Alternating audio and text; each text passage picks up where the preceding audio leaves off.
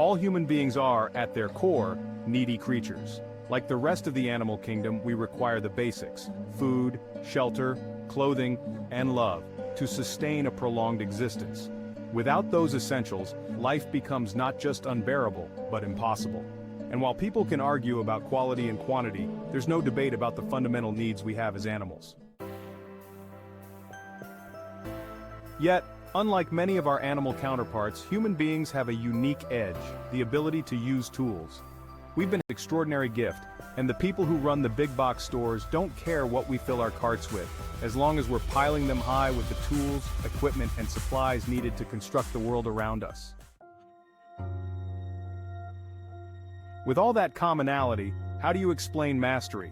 Whether you follow a recipe in a cookbook, a guide from a handyman's journal, or something you watched on YouTube, chances are you can figure out how to make almost anything.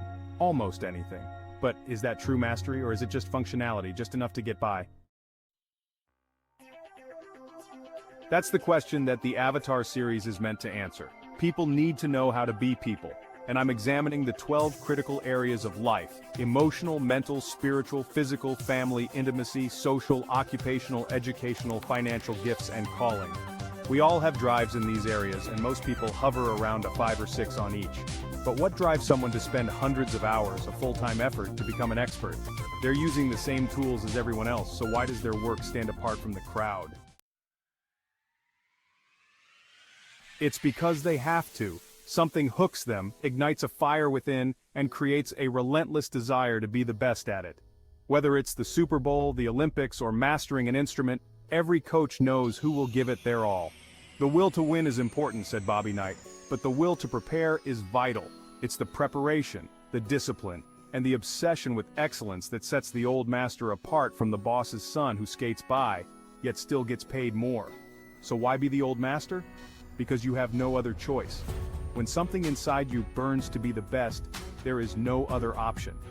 This drive is beyond logic. It's instinct, it's passion, it's destiny. It's the feeling that compels an athlete to wake up at 4 a.m. to train, or an artist to pore over their canvas for hours seeking perfection. This drive is your other power, and it's time to recognize it. Is everyone psychic? Doesn't everyone have common sense?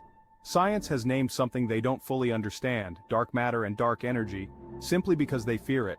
It's not dark in nature, it's energy, pure and powerful, and yes, it should be respected.